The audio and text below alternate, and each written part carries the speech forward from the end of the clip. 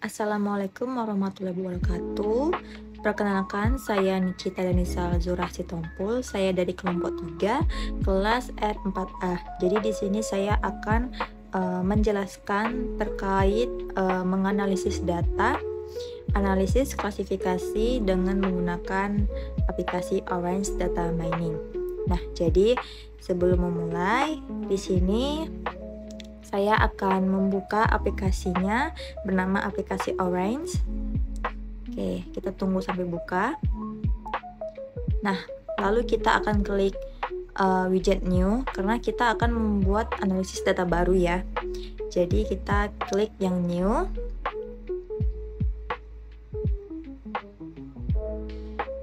Nah, ini kita perbesar jadi biar lebih kelihatan ya teman-teman.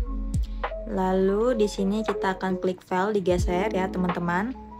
Nah, di sini kita akan memasukkan filenya. Jadi kita akan memilih file dari ini, data IND itu data sekolah. Jadi saya mendapat data ini dari dari Kaggle. Nah, di sini ada beberapa macam nama dan juga type dan juga role. Tapi di sini saya akan menargetkan salah satunya, yaitu saya akan menargetkan bentuk, yaitu jenis-jenis sekolahnya. Jenis-jenis sekolah dari kayak SD, SDLP, SLB, SMA, SMK, SMLB dan lain-lain. Jadi untuk fiturnya kita akan ganti ke target ya teman-teman. Jadi yang bentuk ini, yang role-nya kita ganti ke target. Kemudian kita bisa close aplikasinya. Oke. Setelah itu kita akan membuat saluran sambungan ke data table. Nah, jadi di sini akan kelihatan ya teman-teman data-data sekolahnya, dan di sini banyak banget data-datanya yang terdata, dan ini secara acak ya teman-teman. Jadi ini masih berantakan sebenarnya. Nah, kalau udah kita tutup. Karena datanya banyak, di sini saya akan membuat data sampler supaya lebih terorganisir gitu. Jadi datanya tuh lebih di-sharing supaya hanya beberapa data sekolah aja yang bisa kita pakai. Jadi kita memakai data sampler, lalu kita akan menyambungkan lagi dengan widget data table.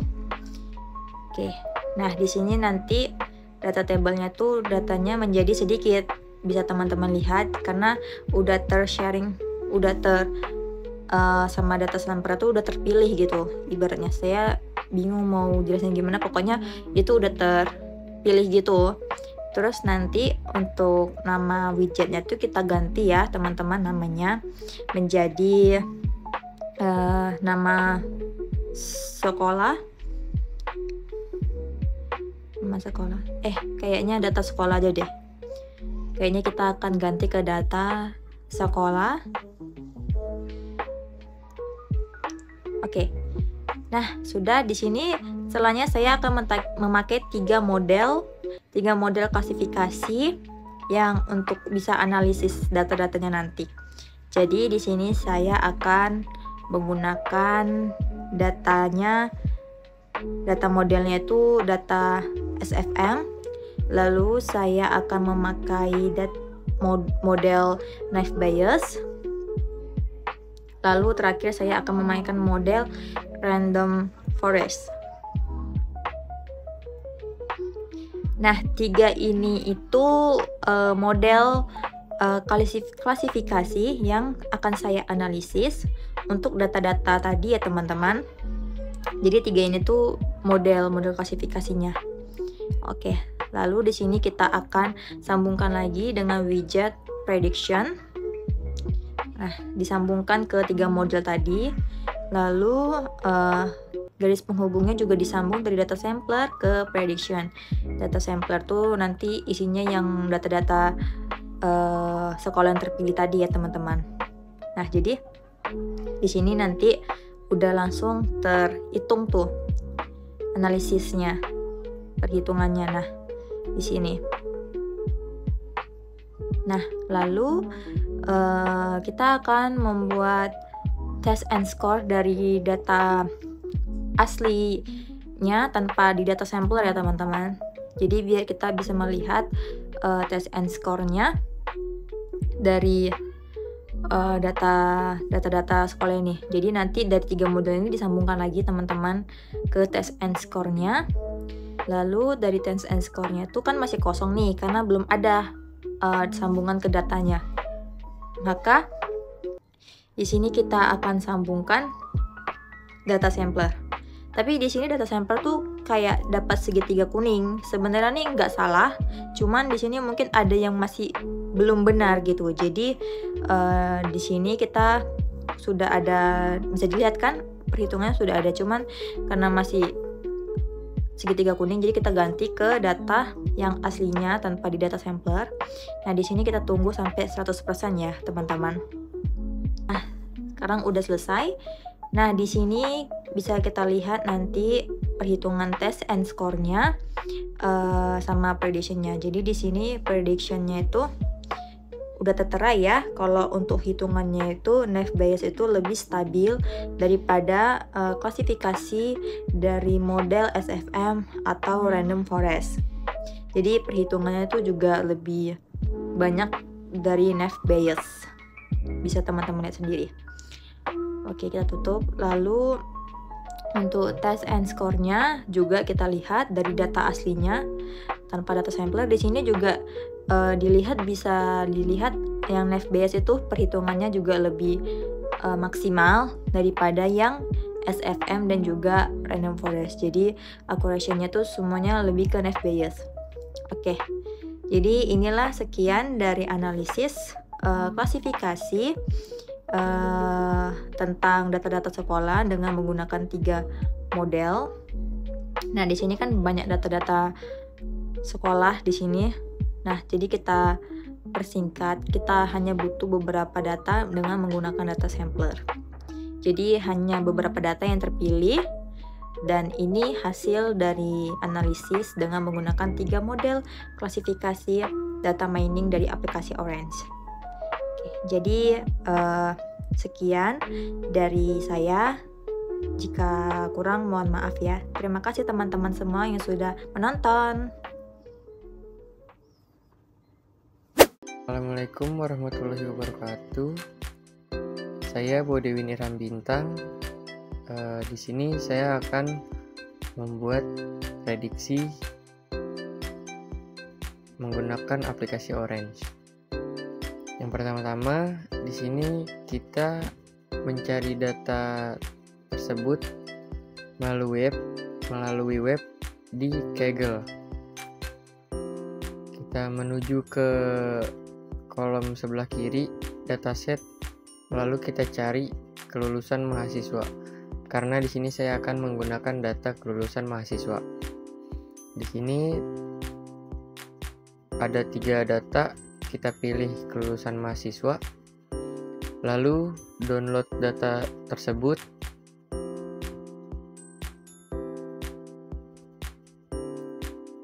Karena di sini datanya berbentuk zip, di sini saya akan mengekstraknya terlebih dahulu.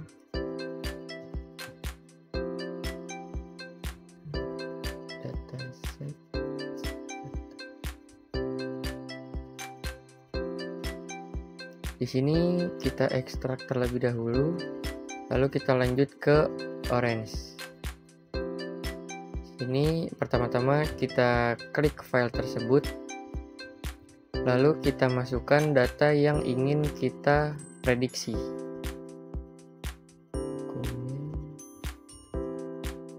Set data. Karena ada 2 data di sini, yang pertama-tama kita menggunakan data training terlebih dahulu. Baik, jika sudah, sini kita pilih apa yang ingin kita prediksi dan ubah role tersebut menjadi target. Di sini saya menggunakan, di sini yang saya pilih yaitu kelulusan mahasiswa. Kemudian apply,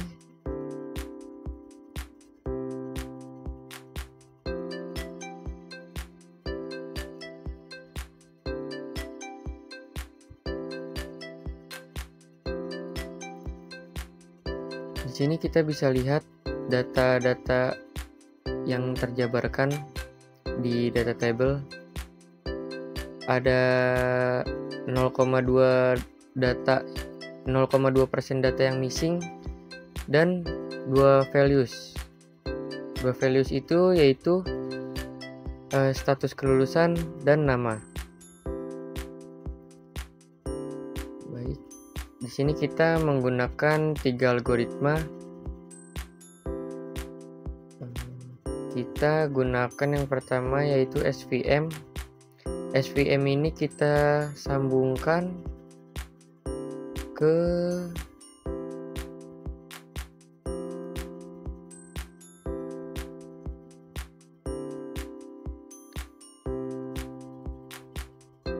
tree viewer. Data yang keluar di tree viewer ya seperti ini. Bagan menunjukkan bagan.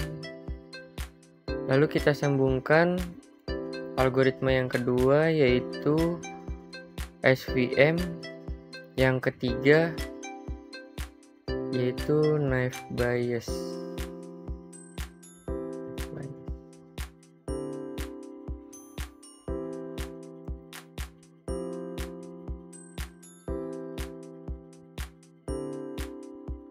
Lalu ketiga algoritma ini kita sambungkan ke test and score.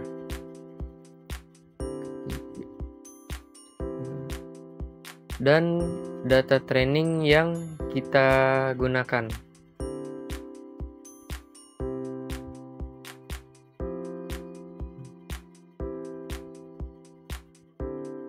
Di sini data test and score membaca data dan nilai yang paling tertinggi itu yaitu SVM 955 hampir 1.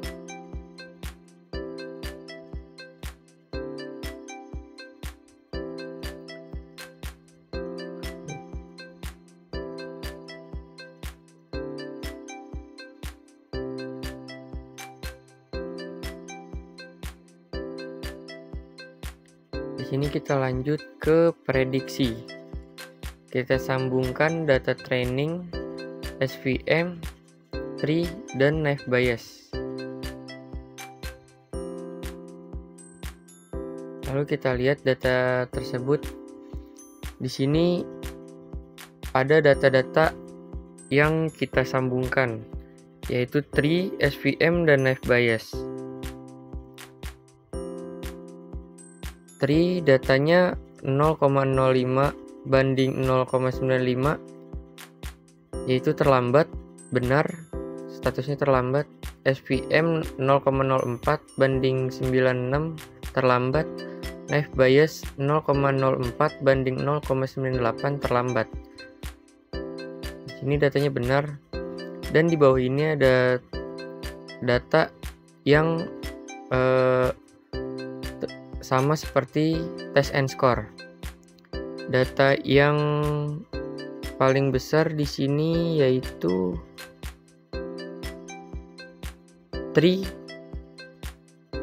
SVM yaitu 983 hampir 1.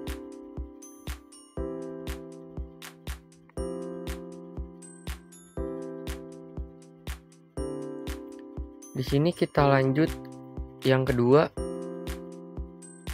memprediksi data tes. Kita sambungkan ke data table.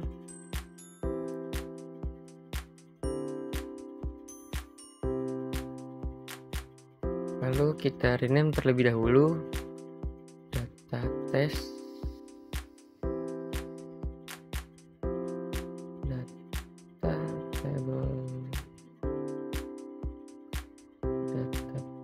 Data table test.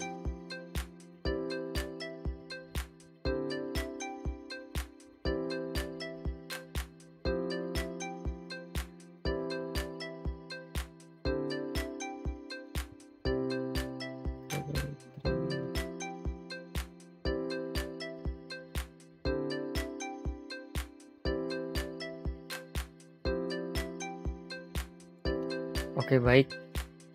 Data tes ini kita sambungkan ke prediksi. Lalu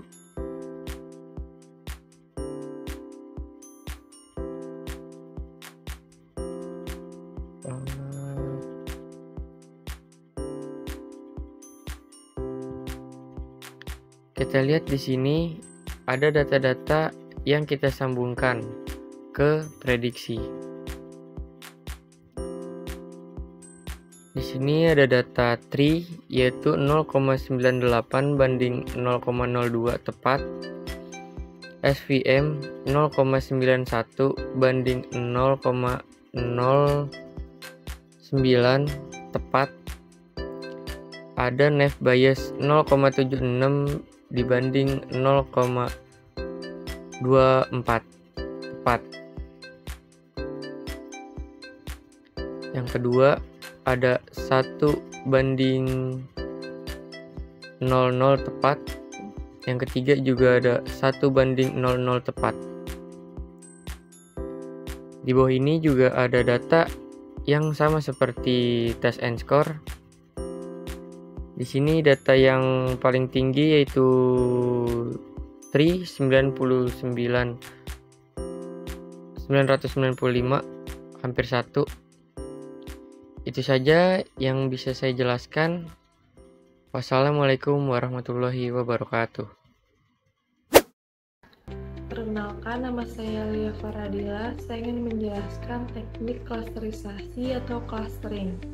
Jadi yang pertama kita cari datanya dulu di website Kaggle. Selanjutnya kita cari dataset pendidikan SD Indonesia tahun 2003 sampai 2024. Selanjutnya kita klik, lalu scroll ke bawah dan download datanya. Lalu setelah terdownload datanya, buka aplikasi Orange dan klik new. Selanjutnya tambahkan widget file, lalu hubungkan dengan data table. Selanjutnya rename menjadi file klasterisasi pendidikan.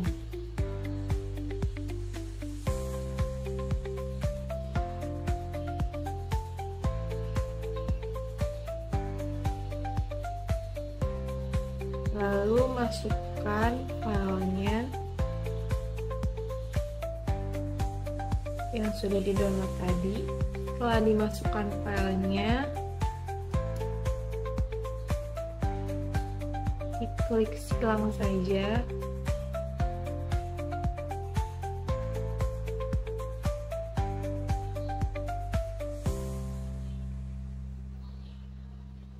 Lalu beginilah tampilan data table-nya.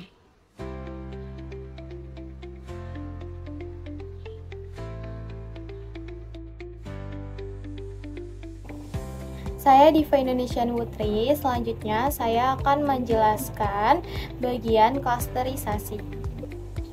Nah, selanjutnya kita akan menangani missing values yang ada di dataset. Caranya gampang, kita tambahkan widget preprocess, lalu kita sambungkan ke widget file. Nah, di dalam widget preprocess ini kita tambahkan 2 langkah penting. Yang pertama, kita lakukan normalisasi datanya. Kita pilih normalis to interval 0,1 supaya semua nilai berbeda di rentang yang sama. Nah, kalau udah, kita hubungkan widget preprocess ini ke widget data table dan kita bisa rename jadi data normalisasi biar lebih jelas. Kita klik 2 kali dan sekarang datanya sudah rapi, nilai-nilainya sudah ternormalisasi dan nggak ada lagi data yang kosong. kita tambahkan juga impute missing values. Ini fungsinya untuk otomatis mengisi data yang kosong atau hilang. Oke, lanjut. Sekarang kita sambungkan widget pre-process ke widget k-means. Widget ini yang akan kita pakai buat proses klasterisasi. Begitu kita buka widget k-means, ada dua opsi buat jumlah cluster. Kita bisa pilih fixed kalau mau nentuin sendiri jumlah clusternya, atau kita bisa pilih from to kalau mau biarin orange cari jumlah cluster yang paling optimal.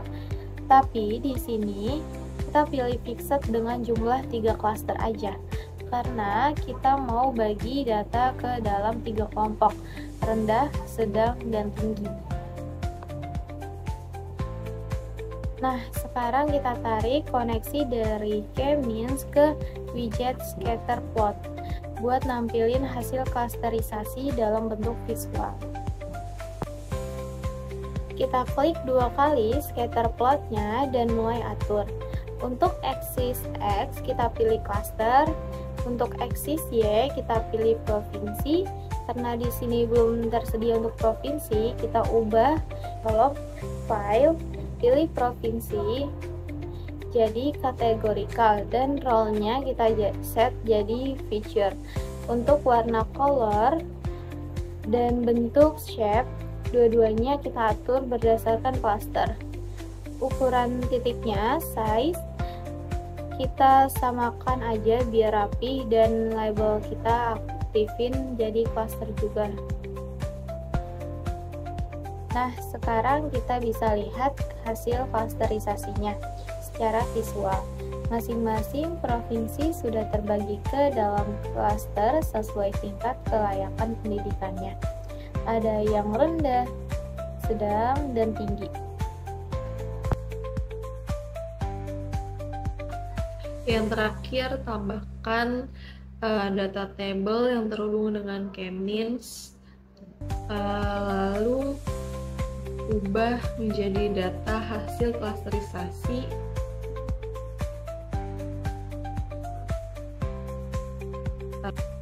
Berikut adalah teknik klasterisasi atau clustering.